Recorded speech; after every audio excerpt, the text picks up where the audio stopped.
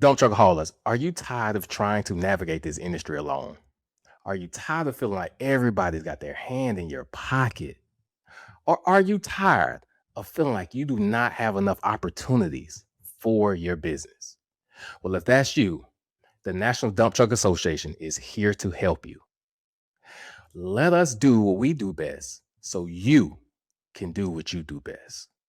Contact the National Dump Truck Association at contact at the NDTA.org and let us help you.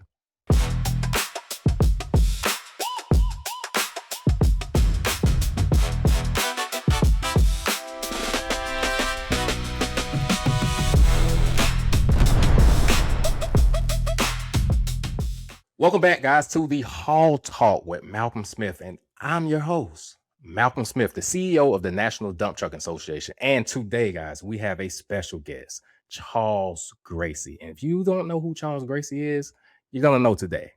He's coming to drop some gems, guys, and we're talking about gems about driver recruiting, the driver shortage, which he says is a myth, and I think he's right. But stay tuned, guys, because this is an episode you do not want to miss. Charles, give us some background of who you are, man. What do you know? Give us a synopsis. Tell the audience who you truly are. Hey, man. Thanks for having me. It's always fun to be on the other side of this interview process. Yeah, honestly, in a nutshell, I am someone that is I won't call myself a freight nerd because I don't really care about the freight. I care about the people of freight. And so that's kind of where I've hung my head on the industry. I think there's enough people out there that want to talk about the pie charts and the forecast and shake their magic 8 ball to predict where things are going. I want to talk about the people that move the freight. I want to talk about how they're feeling. I want to share their experiences. I want to get their perspectives on what trucking looks like today. And I want to remember the people that paved the path for the people that are talking today. So that is really my mission in the industry. I want to leave it better than where I found it. And if I can do that, I will die a happy, successful man. Yeah. Well, Charles, I think you're doing a great job, man. In this industry, especially. So, the people love you. They for sure love you. So you're doing a great job being the voice. And as we talk about those three letters the last time on your show, let's get to it. The nitty gritty. You spent years calling out the driver shortage as a myth. Is that same myth alive in the dump truck industry, or is it a different story? I think that that narrative, that lie, exists across all of commercial truck driving. I think it's a convenient narrative to lean on if you want to suppress wages, if you want to automate an industry so you don't have to pay wages, or if you want to ignore the people. But when you're truly talking about trucking, you have to look at all of it. That's dump trucking, that's refrigerated trucking, that's flatbedding, that's oversized, over dimension, and that's dry van trucking. It's still the same professional behind the wheel. They might be doing different aspects of the job, but the fundamental job has been the same as it's been since this all started. Get stuff from point A to point B and do it safely and timely. Now, in its foundational level of explanation, it is nothing more than that. But there's so much more to it than that. There's micro decisions happening every day. These professionals are navigating an ever evolving freight world, traffic, regulations, and just life. So when you start to look at it through that lens, you start to realize how important experience is behind the wheel, and you have to show an amount of respect for it.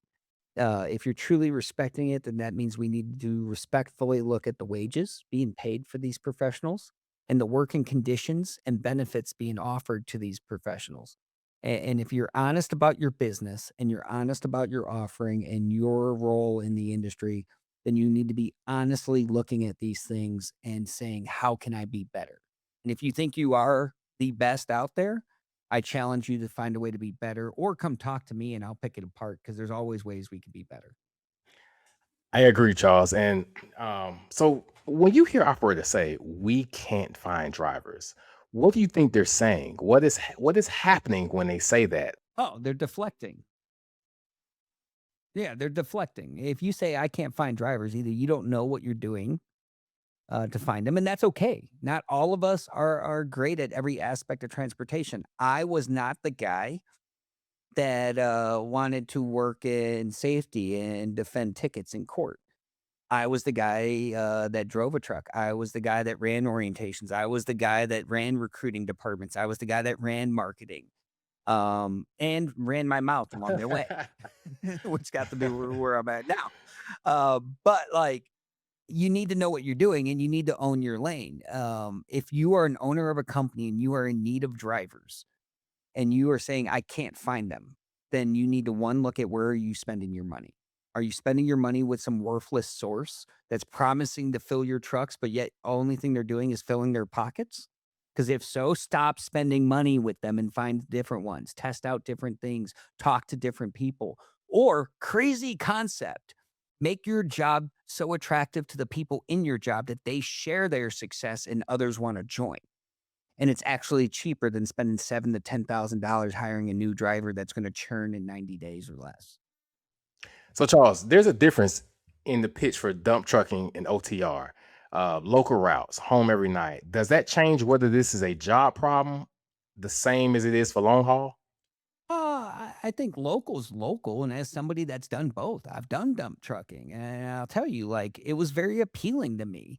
What wasn't appealing is the conditions. The trucks were ill-maintained, and I get it, they take a beating, but, like, a truck's a truck, and it needs to operate the way a truck should operate, and it should operate safely. And where I lived with that, and I made peace with it, it was a one of many layers of aggravation. Take care of your equipment. That's how you make your money. And if you take care of your equipment and then give it to the driver in a working condition, then you hire drivers that are going to maintain that equipment and take care of it. You set a precedence. If you fail to set that precedence, the only thing you're doing is setting your own operation up to fail. That's one part of it. The other part of it was the pay structure. Now, I like to make money. I've always liked to make money. So for me, if you put $1 on a stick in front of me, I'm gonna chase it because that's what I do.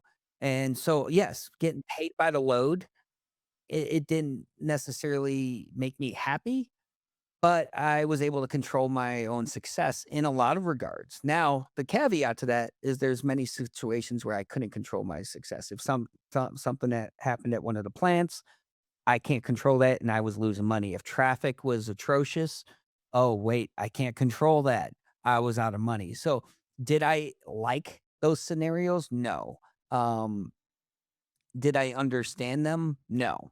And the reason I'll also say that is pay the drivers for their time. From the time they start, pay them a fair wage. You can still incentivize them. Have a hybrid offer where, hey, you're guaranteed per hour you're making this, but per load, here's another incentive on top of it. It can still equal the same amount, but it can offset those moments that the driver doesn't control and you're putting them in an unsafe situation because now they have to choose providing for their family or doing the job safely. That's not a situation or a decision that should be made readily available to any driver to make. That decision should be made at a management level so they never have to choose between the two.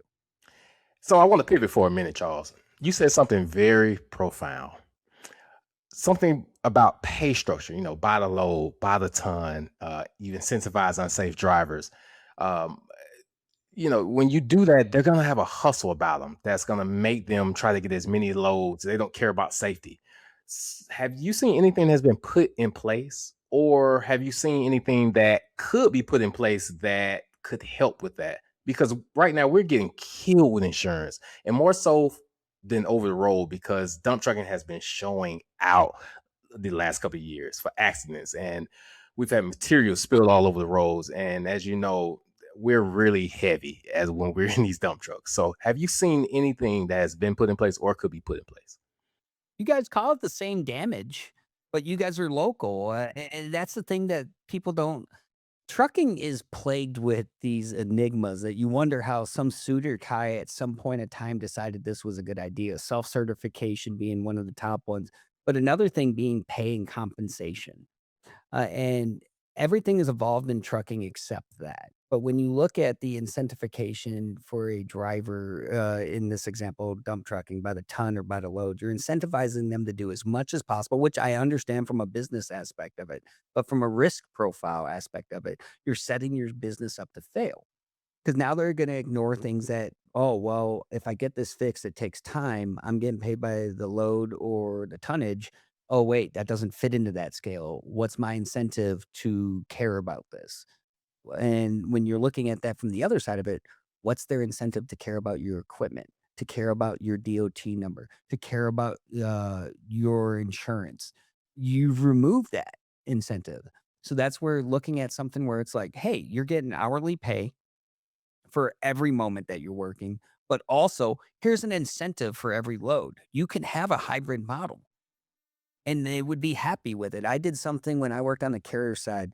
There was 2 stories that, come to mind when we talk about this, and one was the negative thoughts that come behind the words OTR. People hear OTR and they get PTSD, meaning I'm never gonna be home, because trucking has built this model where it's, "Oh, home time is considered to have a monetary value. The more you're home, the less I have to pay you." And I think that that's a absolute terrible foundation to build any pay model or business model off of, but yet here we find trucking decades later still broken and in shambles because we run with a model that's so outdated that even anyone from any other business can look at it and like, why does that make sense? But here we are. The So what I did is I changed it. Found out that we could divide our routes not only from OTR, but we had things that might not be regional because they were going outside of the region, but they were still getting home every week. So we called that extended regional just by switching the name to represent what it was and listing out the perk of you're gonna be home every week, but yeah, you're not confined to just this little region. You might go to Florida, but I'll get you back. You'll be home each week. It might not be on the weekend. It might be on a Tuesday or Thursday. Whatever it is, you'll be home weekly.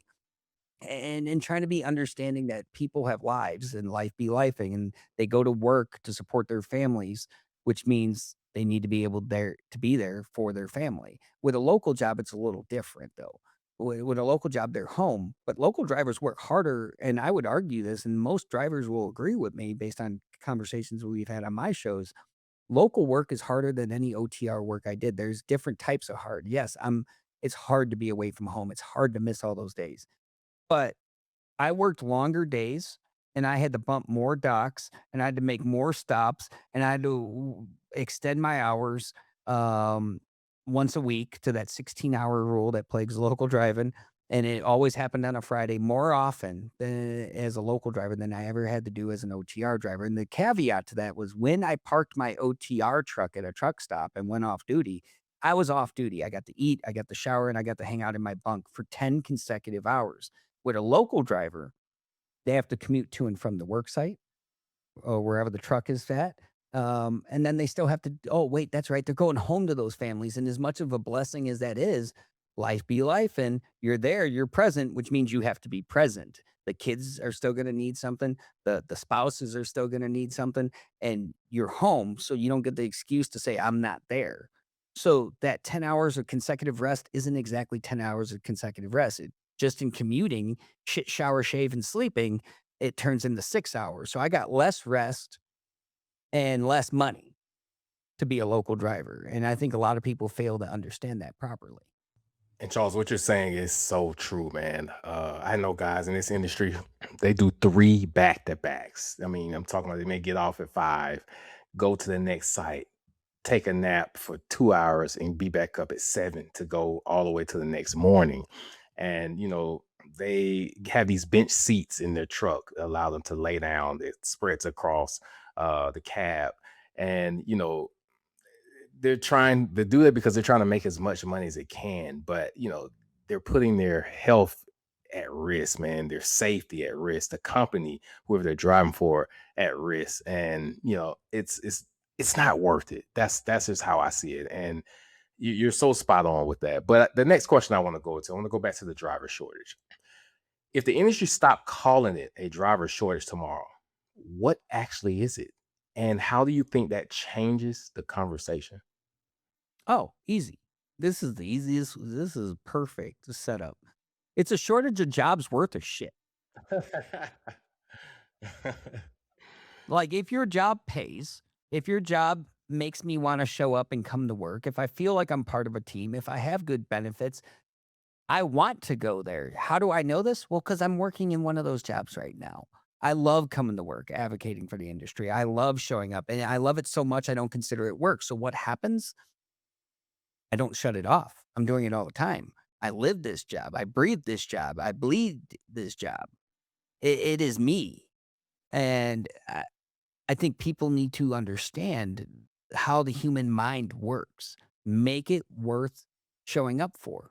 That means have a healthy culture, have a healthy management structure that listens and responds. And that means sometimes I'm not going to tell you what you want to hear, but I'm going to tell you the truth.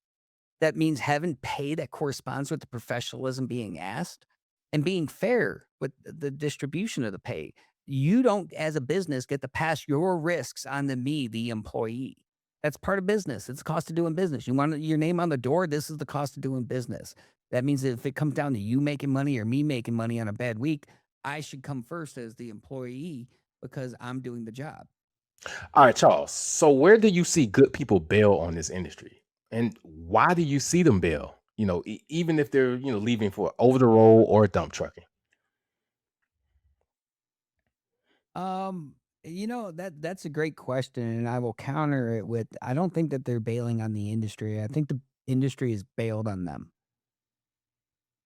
When we as a whole, as an industry, have created a series of events that weren't decided by the American truck driver. They were decided by an industry and the advocates of said industry without giving them a seat at the table, and then we keep imposing our bad decisions onto the truckers, and it results in less and less freedom, less and less safety, and less pay.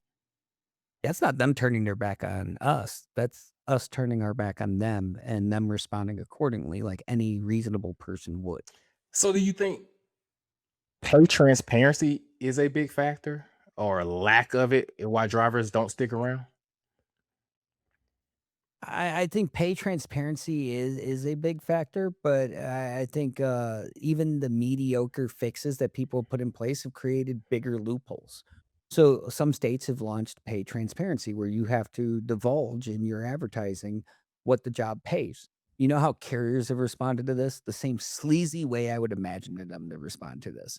Oh, well, instead of putting 1500, I'm gonna put 0 to 1,500. Well, that's the difference between me being broke and on food stamps or me being able to pay my mortgage. Congratulations, you just made the problem worse. So I'll tell you about dump trucking, and when we're bidding and trying to see what another company has bid, it's almost like we're bidding blindly, and that's what makes it so hard about bidding in the dump truck industry. So it's a little different with we're talking about pay, but when we're bidding jobs as an owner operator, there's nothing that says that they have to disclose what job they're bidding on and what the dump truck information is. It's nothing like that. So 120 an hour for a job last month, I may have came in and bid at 119 if I've known what that price is. Um, how are we supposed to navigate that from an owner's perspective? And when we don't even know what we're bidding and we're Well, bidding blindly? I think again it comes to relationships. It's something I talk about a lot. I think people need to do business less transactionally and more based on relationships. If I'm going in to bid for a job, I'm bidding based on what is my operational cost, what is my margin I need, and that's my price. I'm not caring what the other guy's charging. I'm not caring what the other guy's bidding. I'm not caring what anyone else, even if there's a broker in the middle. I don't care what they make. I know what I need. I've defined my operating cost. I've defined what my margins are based on the services I'm offering, and that equals my price. It's basic business. The problem is everyone was worried about what the next person's doing, and part of that is because we as an industry have made choices to lower barriers to entry, not only for driving but for companies. Not everyone that owns a business should own a business. Not everyone that's in business right now should be in business. And we're so worried about competing with the ones that shouldn't be here that we are shortcoming our own business and in turn our own people. Maintain your standards. And if you lose the contract, so be it. It wasn't meant to happen. That's interesting you said that because when starting this association, Charles, the first year was so brutal. And somebody had to sit me down and tell me, hey, Malcolm, don't chase everybody. You're chasing people who are not even going to be in the industry or have a business in the next 6 months anyway. And so, to your point, everybody doesn't deserve to be in business. They just don't know, really how to run a business the right way, and it shows. It really boils, and that's what we're doing at with the association is really helping them understand how. Yeah, how you treat your people, how you run your operation, how you respect your name on the door, that's all determined by you. It was a lesson I learned early on in building my own company because I didn't have no formal business background. I mean, I ran other people's companies, but running your own is much different than running someone else's. And anyone that tells you otherwise is a fool. Because when it's your name on the door, there's a sense of connection. There's a sense of pride that can't be established by working for someone else. And it's no different than these trucking companies out there today. You can have a trucker mindset or you can have a business ownership mindset. And if you're an owner operator operating with a trucker mindset, trying to run a business, you're probably going to I fail. agree. It's a business. The contractors that are being signed on for dump trucking need to establish their value in the same metrics that I told you works for establishing for a bid. And if they're not okay with working for those prices with you, then you don't need to work for them. Find someone that respects your margins and prices. I had a very unpopular decision early in making my company, and it was I wasn't going to factor. I wasn't going to wait for my money 120 days. Hell, to be honest with you, I wasn't going to wait for my money 90 days or 60 days or 30 days. So here I started a recruiting and marketing company. And I said, I'm not going to do this. It's not fair to me. It's not fair to my staff. So what I'm going to do is I'm putting net 7. And I had people tell me no. And it's okay. Tell me no. I knew my value. I knew my staff's value. I knew our contribution to the industry's value. I knew our services value. I followed the very advice I'm giving to every business owner out there today. I said no. 6 months down the line, every one of those no's, 90% of them became yeses. Why? Because for everyone else that undercut me, for everyone else that said that they had the silver bullet solution, proof's in the pudding. It's time to put up or shut up. And when you didn't fill their trucks, guess who they came crawling to? And guess what I said? Net 7. Only now I just had time under my belt and established value further, so my prices went up. And you want to be transactional? I can be transactional as well. It's a business. We can have a relationship or we can have a transaction. And I think business owners need to start getting back to driving relationships and establishing value. In that same regard, as a business owner, you have to look in the mirror and make sure the value you're assigning that you intend it to be is also the value that it's perceived to be. Because if it's not, there's a misalignment and then you're probably going to lose more than just a bid. So, Charles, what cultural problems you see repeated across the industry that has nothing to do with the paycheck? Understanding. And if you're a business owner and you think you have it all figured out, you're the problem. Sit down, shut up, and listen. Not just to your truckers, but to the people in accounting, to the people in safety, to the people that you're competing against. Shut up and listen. You do not have all the answers.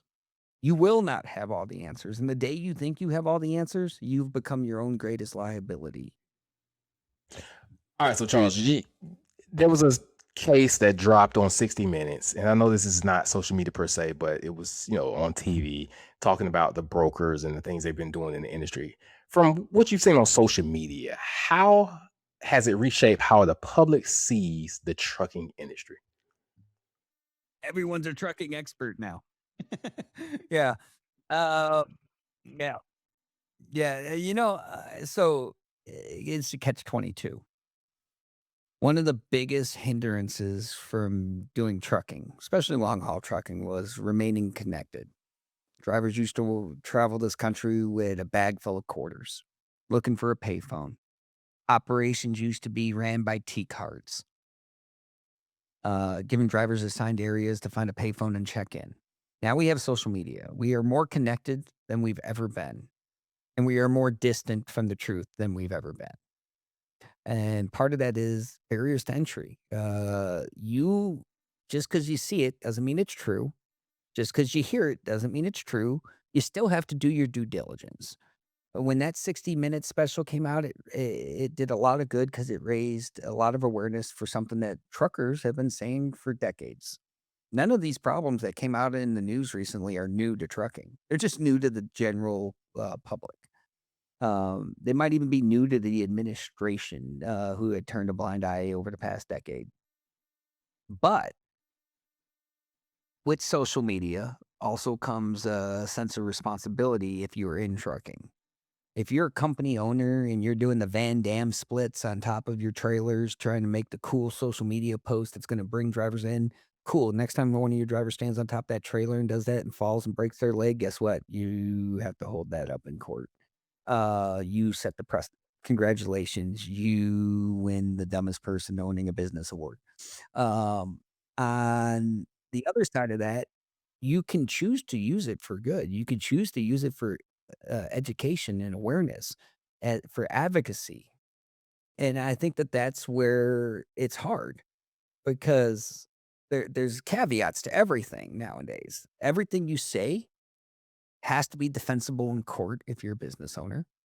Everything you do can be recorded. Every employee you have and conversation they have on social media can be scrutinized. And just because you have the right to say it under the Constitution doesn't mean you have freedom from consequence.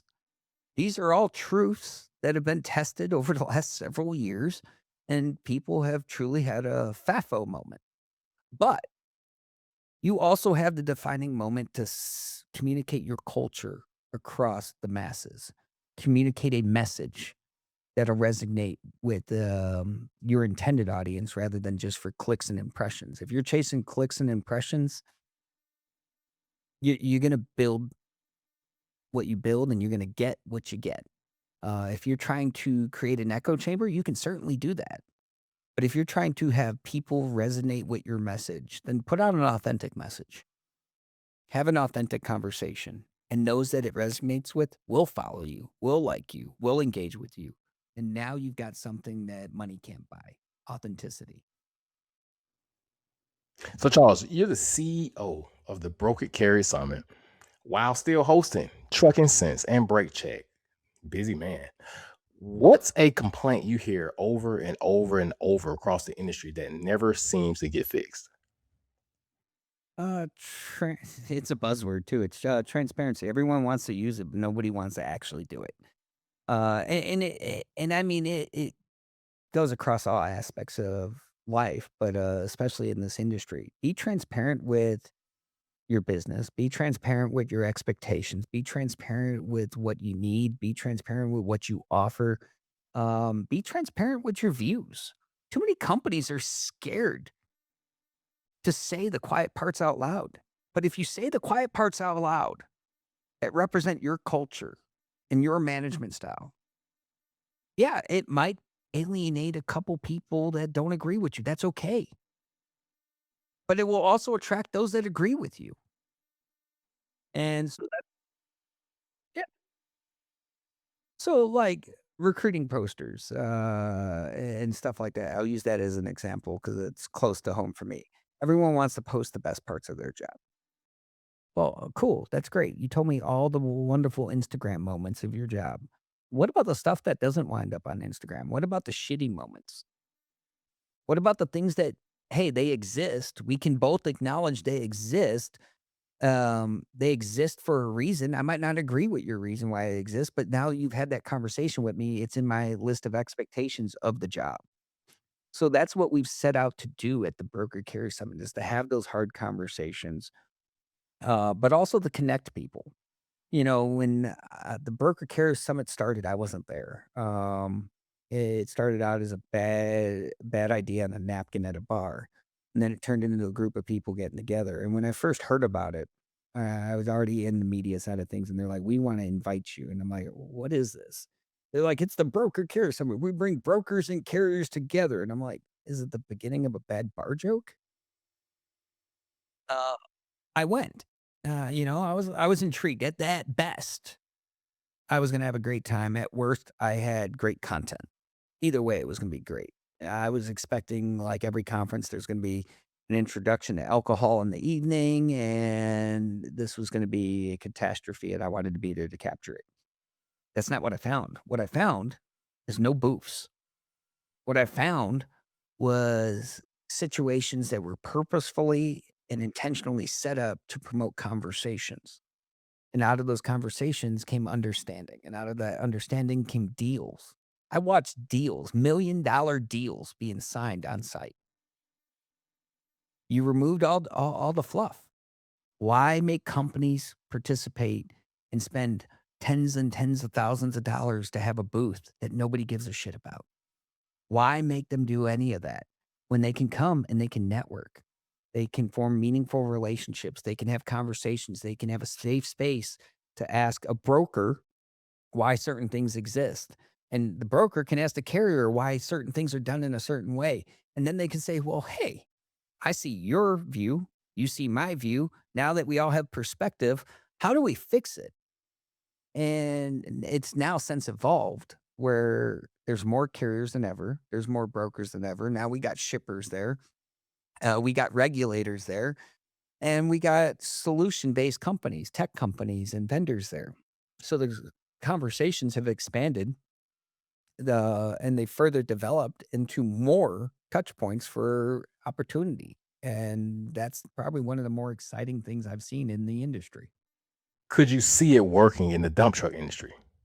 I could. I mean, your network on that side is much different. So you'd have to get your suppliers, you'd have to get your drivers, you'd have to get your dump truck companies together. And if one dump truck company shows up to the broker carrier summit, is it going to be impactful? There's content there from recruiting to marketing for drivers to tech based solutions for running a business and regulation conversations that could be absolutely beneficial. What I think would be more beneficial is if a group of dump truck companies came, if a group of individuals on the supplier side came, if an association like the Dump Truck Association came, and those conversations as a group got introduced into the world that is the Broker Carrier Summit. Now all of a sudden, those conversations have evolved. Now they include a side of the industry, much like tankers, that is much more insulated than average everyday trucking. And those conversations are very much the same as you've seen when you come on my show. But there are differences, there are nuances, but the problems are all similar. So are the solutions. Charles, I had to ask you that this is my last question for the day. 20 years from now, what do you hope this industry finally understands about why it struggled to keep good people? Oof. Um, I would hope that it would start putting people over profits. Because that's the root of the problem. Anyone that follows any of my social media sees I have been on a ongoing rant daily of images and copy about profits over people. You can have a successful business. You can make money. You can scale, but you can also take care of your people. And I am a walking example of it. When I sold my company, I didn't need to cast a vote, but every member of my team got to vote on whether we were going to sell the company. When I sold the company, they weren't owners of the company, but when I sold it, every one of them got a cut of what I sold because they were all contributing factors. And to this day, every one of them would follow me off a cliff. And it's not because of blind loyalty, it's because of built trust. There was transparency. There was also hard moments like, "Hey, you want that kinda in? Well, that means you're gonna get all the way in," which means when I'm having a hard time, I'm going to tell you what I'm having a hard time with. I'm going to tell you the hard truth, and I need you to help me find a solution. We had this rule: don't bring me a problem without bringing me a solution. Because one of the most important things my dad ever taught me was the world is full of people with problems. You want to stand out of a crowd? Bring a solution. Doesn't mean the problem doesn't exist. It could be a solution I don't take, but at least you offered something other than a problem. And I think more business owners need to start getting buy-in from their people, and the only way you get buy-in is by truly bringing them in. People first. Hey, well, Charles, thank you for coming on the show, man. I really appreciate everything you're doing for the over the road industry. And we'll say dump truck industry as well. It's all trucking. Uh, Appreciate you speaking, from a dump truck operator's perspective as well as a OTR. We love people who know both. But would love to be on your show again. I always have a great time when I come on your show. But again, just want to thank you, man. We appreciate you. Hey, I appreciate what you're doing, and everyone else out there that's trying to advocate for a better trucking tomorrow. Appreciate everything that they're doing. We need everyone on deck fighting this fight. But more than anything, for all the listeners out there, for the trucking companies, for the dump truck drivers out there, like, you're not just a trucking company. You're not just a trucker.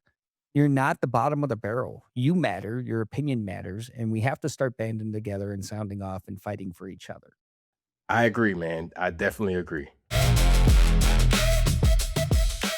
Hey, well, guys, that wraps up another episode of Hall Talk with Malcolm Smith. Hey, guys, we are on Apple, Spotify, YouTube. You can check us on all streaming platforms. If you want to see this episode, please link and subscribe on YouTube if you're watching. We love to grow the channel and keep going and keep bringing you industry insights, different perspectives of the industry from high level people, different people who are in OTR, different resources.